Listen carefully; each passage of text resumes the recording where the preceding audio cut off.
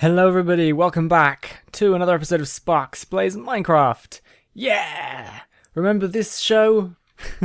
I haven't been putting much out on this one in a while, but yeah, we're back, and I'm ready to get going. We're doing some redstone today. Yeah, redstone!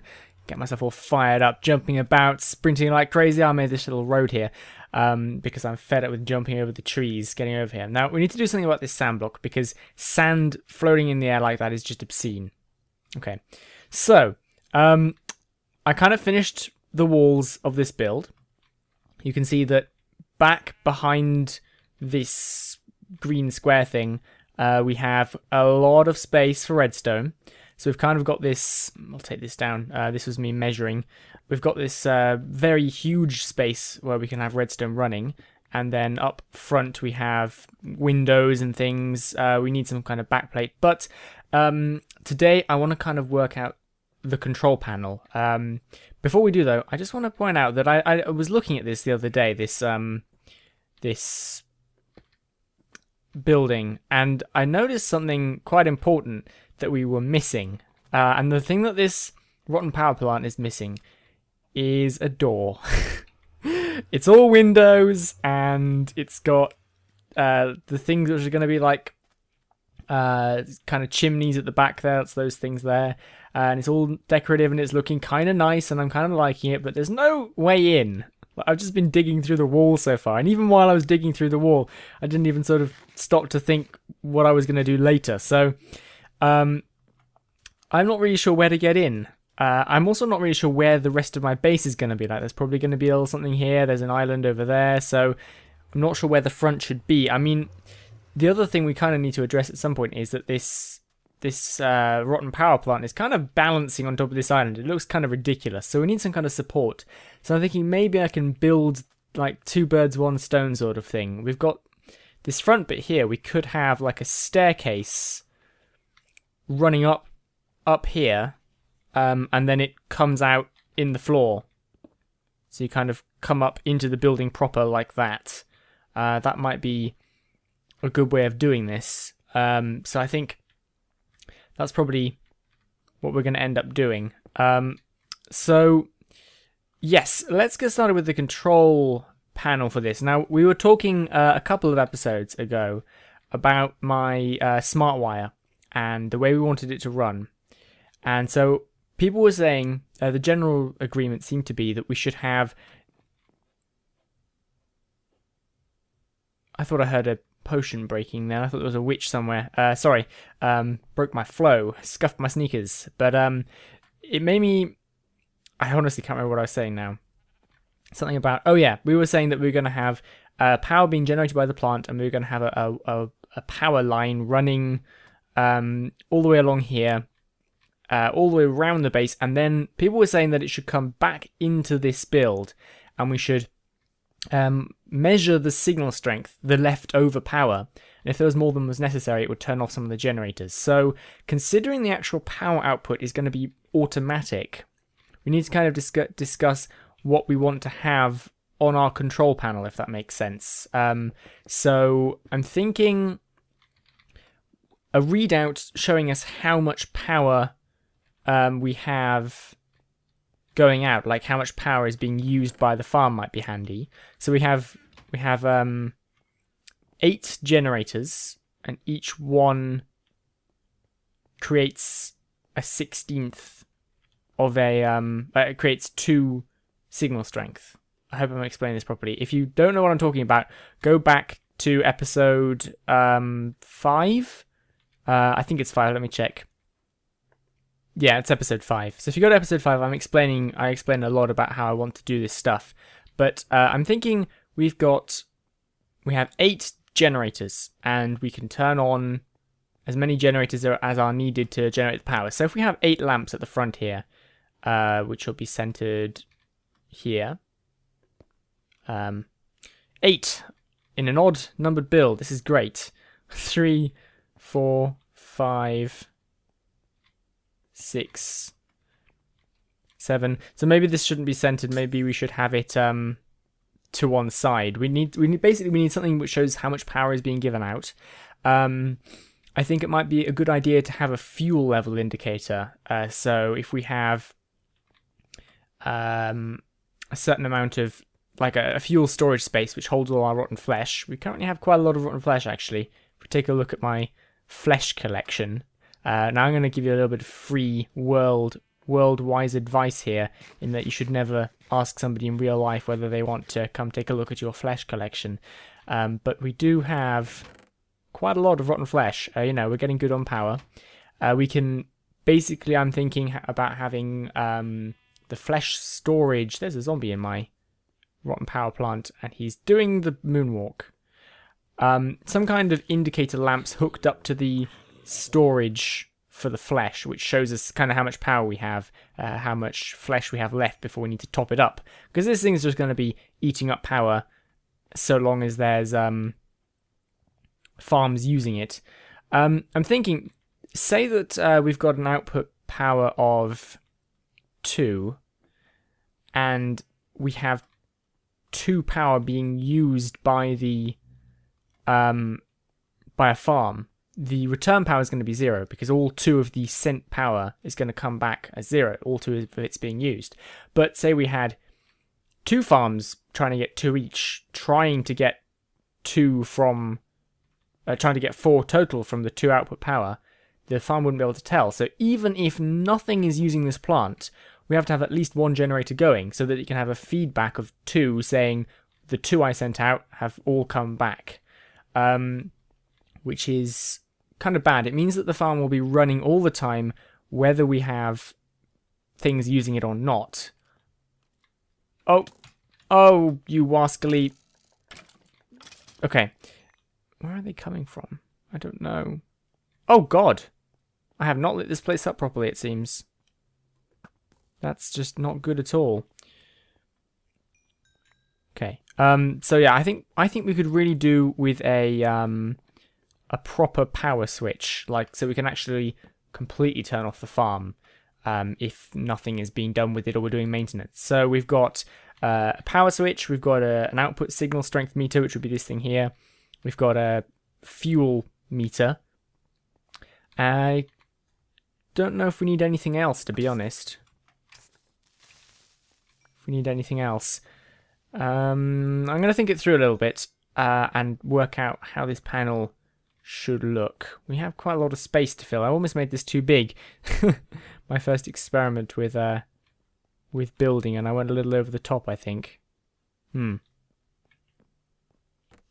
think it might be time to get a little bit of quartz out. Don't know about you, but I think that a little bit of quartz on the control panel might look nice. Let's have a little bit of that going. So yeah, the sort of reason I haven't been releasing many Sparkspace Minecraft is the last sort of 2 weeks or so I've been frantically working on the Trutanor adventure map, but I'm kind of taking a little bit of break from that now, because well, we had a test the other day, and the results were very promising. There's a couple of bugs and things to fix, quite a bit of balancing to do, but the test in general seemed to work pretty nicely. I think everybody who took part in the test had a lot of fun, which is important. So I think that's kind of cool, and I'm kind of a little bit spent on Trutanor at the moment because I was just working flat out on it. So a little bit of a break, and I'm going to get back into some good old vanilla once more. Nothing wrong with vanilla, very much enjoy vanilling. If that is a word. Did I just break another thing? Oh, I think I'm good. I think it's just stuck up there. I hope I got that. So yeah, I mean, it's really nice to be sort of a little bit more relaxed again, have a little bit less work to do. So that could be kind of a readout panel, maybe change the design on that a little bit, maybe make it a little lower. We want a power button, which could potentially just go on the side here, like there. I do have some smoothstone on me. Look at me, more prepared than I thought I was. Let's pop that there. So, I mean, that's an okay height for a readout, I think, but as a power button, it's also kind of unimpressive power button, I have to say. This enormous system turned on and off by that. I think we need something flashier. We need some kind of color readout, maybe like some kind of sliding color, so it goes from red and it sort of toggles between red and green or something, might be cool as a sort of nice indicator of the power. Maybe we could have a bar of red or green running all the way down underneath here, and then we'll have some pistons push it up to red if it needs changing. That might be interesting. We could try that. It's still just such a dinky little button. And then maybe I'm thinking the fuel intake could be a vertical line running down the side here. There's going to be all this space. It's going to be more or less a completely empty control panel. Like, if it hadn't been sort of automatically detecting redstone input, I would have gone for like individual switches for each furnace and an individual strength readout for each furnace. Maybe I could do an operation light, a light which tells you the status of each furnace as a separate thing to the signal strength output of the farm. That might take up some space. I know we're sort of looking for form as well as function today in this project. These chimneys on this side kind of carve into the mountain there. I don't know whether I want to take it down. It's kind of in the way, but it's also kind of a pretty cool thing. Yeah, I do prefer the green on this side to the green on this side, which I think I will change over at some point. It looks a bit weird over here. Well, this is kind of what I was thinking, but it didn't really work out as well as I'd have liked. So it has a red or green indicator down below the system, which works kind of well apart from the fact there isn't really room for it. I mean, there's a hole in the wall here with exposed redstone, and there's no room to power the lamps properly. So I may have to rethink this.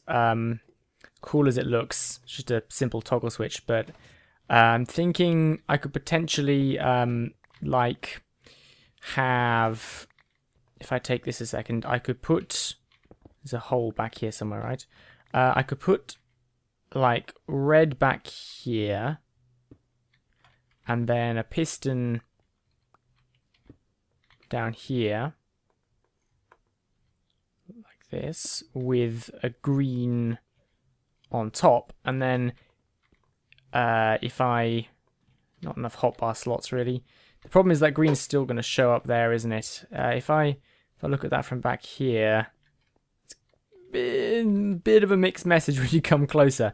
I was thinking I could power the piston that's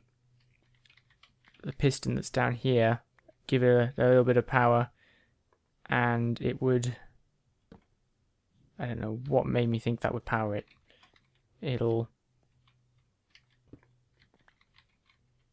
better power it at some point. Come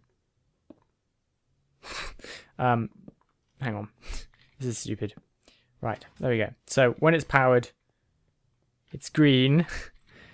And then when it's not powered, it's a confusing signal of red and green. I don't know. I need to think about this indicator thing a little more clearly. I do. Because that's now bugged out. So, no. Bad idea.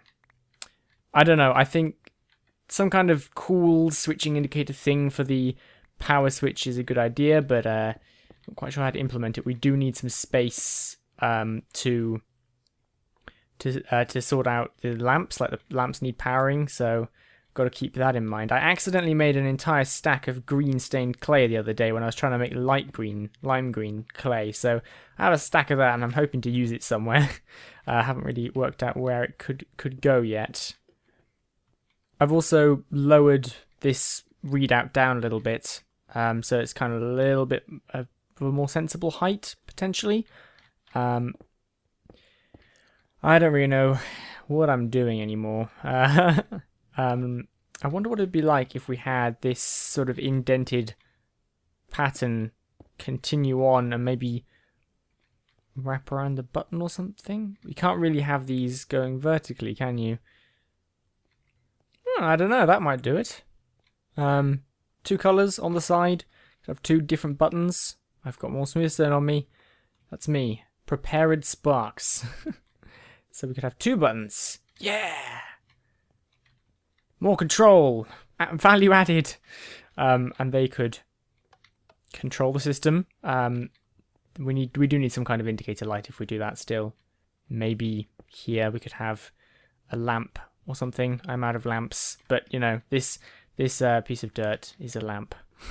Honest. Doesn't it look great? Yeah. This is tricky stuff, actually. I didn't realize I was going to struggle so much with the readout.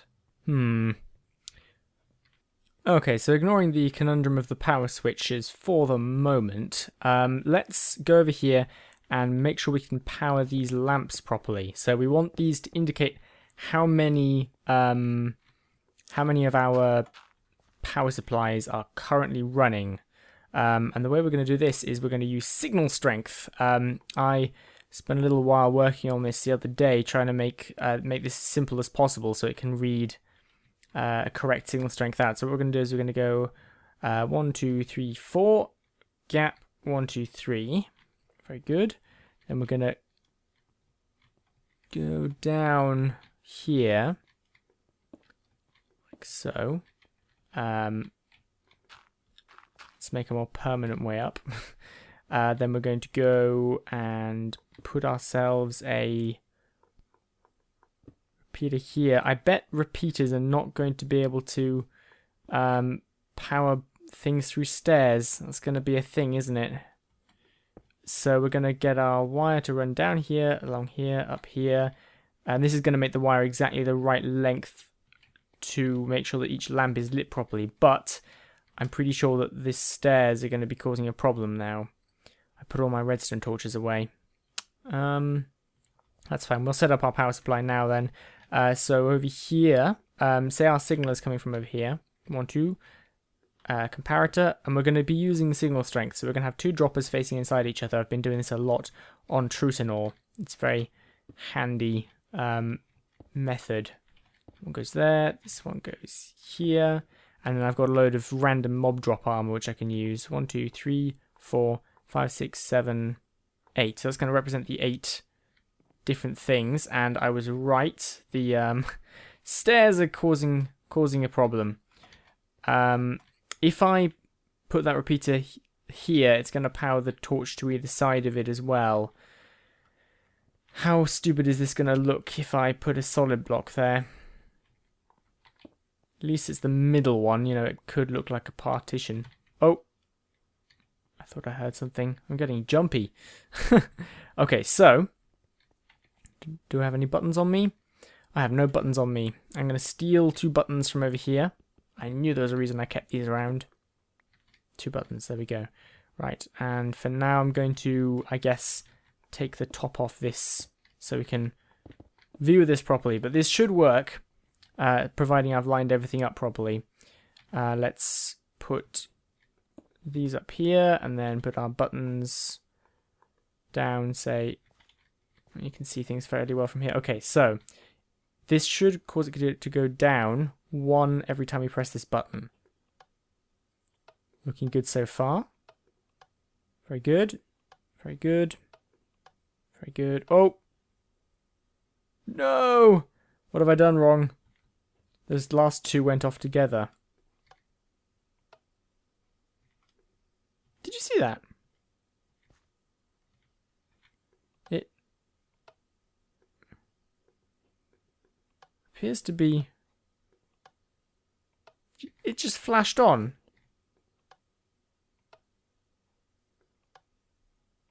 How strange. Like, it... That's empty. If I click it again... It just flashed. Did it? Why would it do that? That is very strange.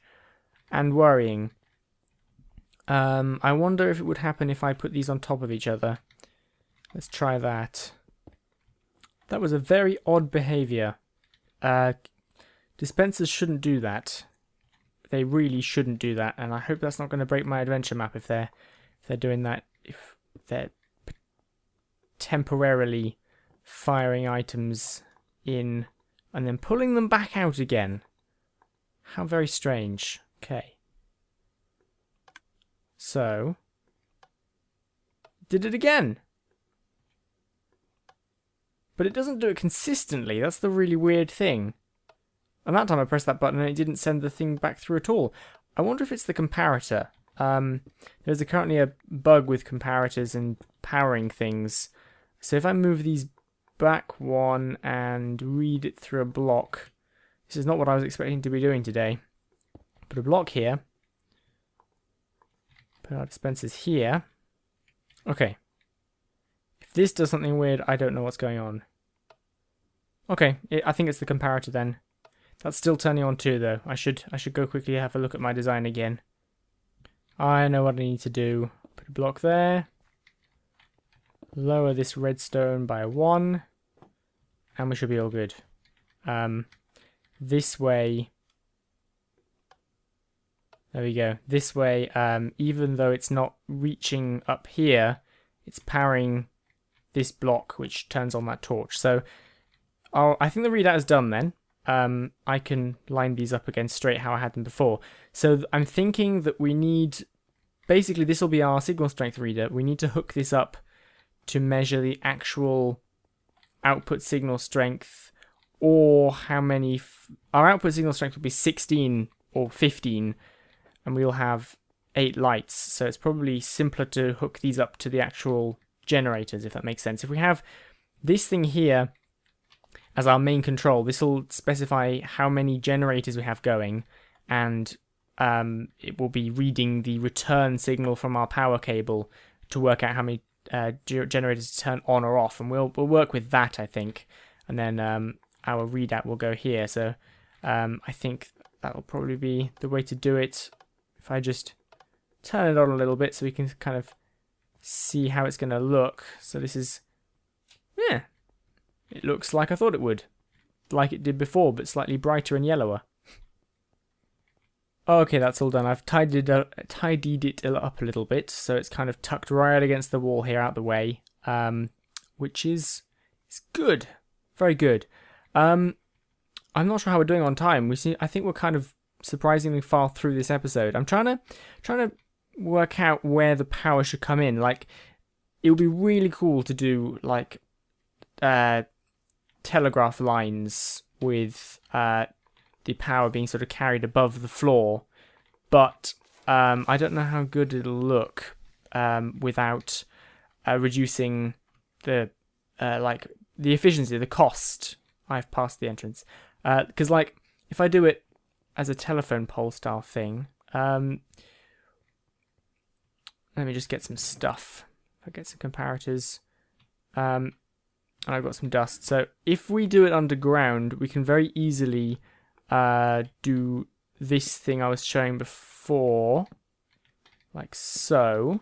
Dust, dust, dust, dust, block, block, block, block. But if we do it on a telegraph pole, those blocks will kind of look a little bit tall, really. I mean, if you could do like a half slab style telegraph power line, and it wouldn't look too bad, but these would bump up. If we did it on a telegraph pole, we'd have to do this, which would result in a lot more comparators to look good, if that makes sense, to make sure that we keep the signal strength, because you can't propagate redstone signal through a half slab, unfortunately. Well, it's actually very fortunate, it's very useful, but in this case it's a pain. So I think I'm probably going to run it underground, I guess, in which case the power will potentially come in through the back. Where are we, like, in terms of all the rest of these islands? Where would it make sense for the power to run from? Let's have a look. Okay, so most of the islands are over this way. It's just ocean that way. So it's probably going to make sense to have the power come in and out through the back or the side here. We're going to have a lot of ocean to run these wires through. Maybe we'll do some like telegraph poles to run over the water, and some going through the ground to protect it otherwise. So yeah, so we're going to have a signal going out and a signal coming in, and we need to make sure that we're not putting out more power than is actually being consumed. Let's give that a go. I reckon we can at least make a start on that this episode, because I've been aching to get this redstone started for ages. Okay, I've got a bit of a demo setup going here, which will hopefully help us to start puzzling this out. I haven't done any of this bit off camera before. I thought I'd have a bit of a shot at it on camera. So this furnace here is going to simulate our generators and how much power they're giving out. So it's currently, this wire here is just showing us how much power. So this is currently giving out a signal strength of 2. So that's 2 going out here, and we've got some smart wire going around our base, coming back round, and then it goes through the input here. So this is kind of the input and output, which is going through the chimneys, which makes a little bit of sense, kind of, I guess. So yeah, we've got a signal strength of 2 going out, and over here, once it's run through our base, it comes back in with a signal strength of 2. So we know that all the power we're sending out is coming back. So there are no farms currently using this signal. Say that we were sending out a signal strength of 2 and receiving none, then we know that that power is being sucked from somewhere. And since there might be other farms trying to get power but can't get power because there is none left, our system should go, hang on a second, there's not enough power. So it'll turn on another generator, and we'll have an output signal of 4, and then the return signal will be 2. So we can use that 2 as a checkpoint to check that enough power is being sent out. So we need some kind of system which detects when there's... and the other thing, of course, is if that farm turns off, we'll have an output of 4 and a return of 4, and that's more flesh than we need to burn, because we're burning 4 powers worth of flesh and not using it, so in which case we need to turn it off. So we need a system which compares the output and the input, and it needs to add to the output strength if the signal is less than 2, so 0, and it needs to remove from the signal strength if the output is greater, if the return signal is greater than 2. So that's going to be interesting. Okay, so for the moment, I've hooked up this. I've hooked up the output power to this thing we have over here, which is determining how bright those lights are, right? That's going to the output. And we've got, so basically this output would normally be connected to the generator output, but so we don't have to build generators, we can easily control the amount of power that's being generated, right? So currently we've got a signal strength of 2 going out and 2 going in, which means everything's fine. If we had more than 2, then we would have a problem. That suggests that we need to get some repeaters. Be right back. If we have a signal strength of more than 2, so powering this repeater here, that would mean that we need to turn some generators off. So what we could do is we could power the underside of this dispenser, which would reduce the number of powered items, say. So we have a little bit of power, and then we have too much, and that repeater turns on, and that will then power this one here and lower the power, turning that repeater off, if that makes sense. So I'm beginning to see a slight problem. If this... Did you notice the time delay there? That's because each one of these comparators takes a tick to run its command. So this is with a short cable. When this gets longer, it's going to be a problem. So turns on, turns off. And I think the longer the cable, the longer it's going to take for a change in signal strength to actually make it all the way around. Which means this is going to have to respond fairly slowly, because if we just have a clock here that's a clock that is powering, that is continuously powering this guy until the signal strength fixes itself, which is what I was going to do, then it means that if we have that on any kind of clock, it's going to reduce it to 0 before this turns off. So it's going to set it to 0, and meanwhile the signal will slowly decrease, and then it'll be fine and the clock will stop, but then it'll continue all the way down to 0. Oh no, which means that our sensor over here, which is going to be detecting, I need torches, which is going to be detecting whether the torch is at 0, if the signal strength is at 0. So it'll be at 0, and then that one will turn on, and there'll be a clock which continuously sends pulses to the one that increases the signal strength until it's good. And it's just going to basically be on a forever loop. So now that will turn on, and then so that one will keep sending clock pulses to this one, but it'll be too low, and then that one will turn on, and then that one will send pulses to this one, but it will be too slow, and then the other one will turn on and just keep bouncing back and forth. So I think we're going to need like a really long clock on this, and it's going to be a very slow response system.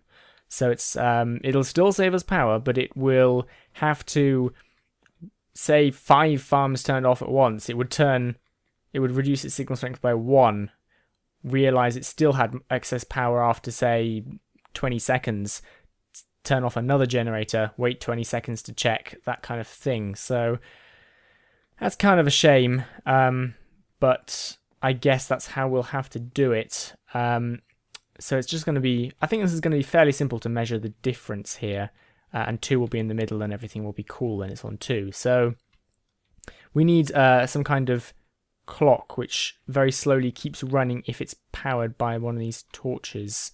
So I think I can probably arrange that. Alright, well I think this should do the trick. This clock will keep running back and forth. It's got some redstone dust in it, and we can change the amount of dust in here to make it a little bit of a longer timer as the length of the cable increases. So I think what we can do then is we can pull an output from the side here. I'm out of dust. Okay, so we can pull our output from here, and that will then go to, this means not enough power, so it'll go over to this one here, which gives more power. So now that we have more power, that repeater is turning this fellow on, and that should mean that we don't get like this clock will reset itself, so all the redstone ends up in there, and then it will stay like that, doing nothing and being ready to go until it runs out of power, and then it will trigger again as soon as it detects. I think if we actually pull the output from here, that'll mean that the redstone in the line is off when it's in its reset state. So we can give it some power. Well done, clock, you fixed it. And then it will stay in that position with that wire line off. We're going to have our second clock, but I'm going to put it over one because it's a little close to that one. So if I pull it from here, that will probably do. Okie dokie, so there's our second clock. That's connected to this one. So if we have too much power, this one will start going. If I just increase the signal strength a little bit over here, like so, that clock should start going. Yep. That was a lot. This detector thing is a lot less complicated than I thought it would be. It's like it's just 3 bits of wire and some comparatory stuff. That seems okay to me. And then we can pull our signal out of here as well. That one I think is on a slightly longer time than the other one. That one's on 23. This one has slightly more, I think. So we can then, press that one, which will have a signal going, and I'll just wire these up and demonstrate it. I think that's probably the best way to do this. It works. It's a little messier than I wanted it, but it's really simple. It's just a little bit crazy with the wiring. So very simply, if there's not enough signal, this will turn off, which turns on this clock. So if there's not enough signal, we get this wire running along here, and it powers this dispenser, which adds to the number of generators running. And if there's too much signal, this torch turns off, which turns on this clock, and the output for this clock is down here, and that runs all the way along this route here, and powers the other dispenser, which is hidden behind all this brick, which decreases the signal. So I can actually demonstrate this really nicely. If I try and take away from the signal, it goes to 0. You can hear the clock turn on over there. So that one there just fired. So that's now set it back to 1. Great. And then after a while, the clock will reset. And we can also add to the signal, which gives us a signal strength of 2. And obviously that's more than we need, so it reduces it back down to 1. So there you can see. That seems to work pretty nicely. it's, yeah, I'm surprised by how easy that was. Even if it is a little messy, I might try to clean up this wiring a little bit. It's going to help when this wiring here won't be here anymore, because this feedback wire is going to come from the generators, not the signal strength meter, this thing here, because say we try and turn a generator on that doesn't have any fuel in it, we don't want to be able to get power from the generator. So we've made quite a lot of progress this episode. I'm really happy to be finally starting on the redstone. Very excited to see this actually like sending power around my base. It's going to look awesome, I think, and it's going to be really fun, I think. And then we can start building some other things, maybe a couple of farms. I haven't really thought much past this power plant. This is my whole idea. This is the center of my idea for this season. So any feedback on things that we should have on this control panel would be handy, because it needs kind of filling out a little bit. Or if anyone has a good power switch idea that doesn't get in the way of the control for these lights, let me know. Thank you very much for watching. I'm really pleased to be back making Sparks Plays Minecraft videos, and I'll see you all in the next episode, which hopefully won't be too far away from this one. Thank you for watching. Bye bye.